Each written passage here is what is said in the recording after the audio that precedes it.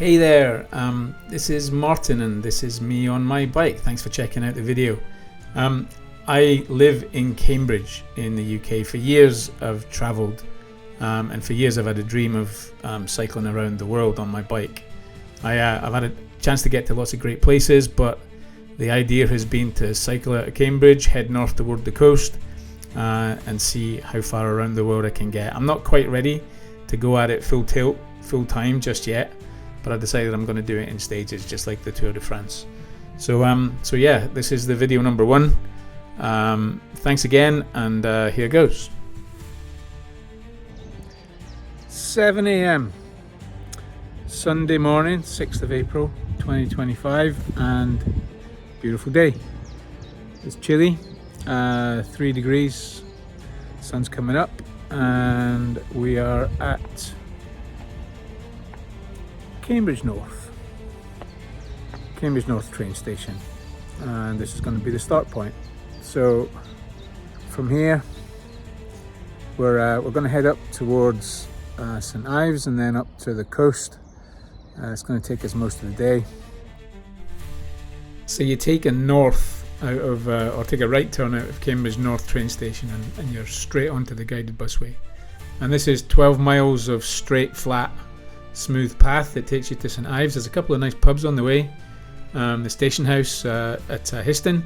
This is what it used to look like before the guided bus was built, and then a bit further along, just after Longstanton, there's a new pub called the North Slope Tap and Social, which is a nice place where you can get lots of different drinks and food and whatever. And then a few miles further along, 12 miles into the ride, and you're in St Ives. St Ives is a lovely little town. St Ives in Cambridgeshire. The spot down by the stone bridge in the centre of St Ives on the River Great Ouse, a beautiful spot, and a lovely old bridge that was built in 1424.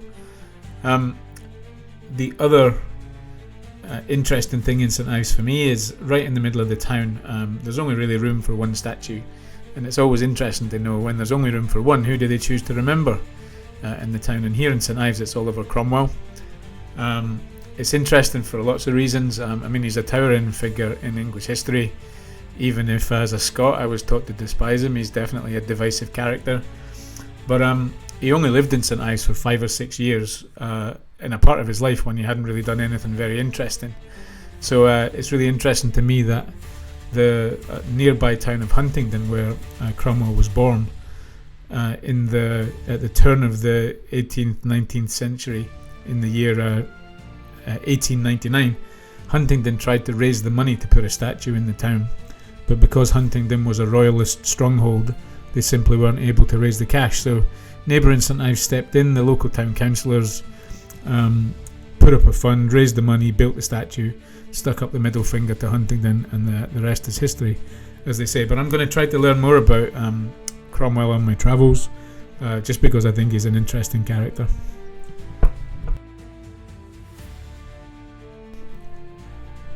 From St Ives there's a nice cycle path that follows the river all the way up to the little village of Houghton. There's a beautiful picnic spot there called Houghton Mill, and then we're heading for the main roads now to take. We're going to skirt past Huntingdon, take a right there, and head up towards Chatteris and then on to Ely. But just as we pass Huntingdon by, it makes no secret of its connection to Oliver Cromwell. The road signs, as you see, there's a large plaque right in the centre of the town claiming him. There's a plaque on the side of the house in which he was born, which is now a nursing home. Nice building on the high street in Huntingdon.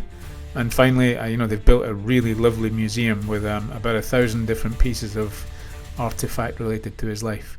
But anyway, I say I'll come back to Cromwell as we go. But for now, we're going to take the crazily flat roads up through towards the Fens and Chatteris. It's around about 15 miles from this point up to Chatteris, and then about another 20 odd miles, 25 maybe, on up through Ely to Downham Market. I stuck this drone shot up just to show you how crazy flat this part of the country is. There's literally no hills, and then you're not long through Ely before you're into Norfolk. and heading up for Downham Market. Just one interesting spot that I came across here is the Wetland Centre at Welney. It's marshland, lots of birds, and then follow the cycle path up the river all the way to Downham Market, where I'm going to take the train home. And that's it, end of day one. Just one other comment on the town of Ely before leaving is this rather imposing building right in the middle of the town next to the cathedral. This is where Oliver Cromwell spent the next 10 years after he left St Ives. So he moved here from St Ives in 1636, and by the time he left in 1646, quite a lot had changed, as we will learn over the course of the next few weeks. But anyway, on to some stats from today, and look forward to next episode.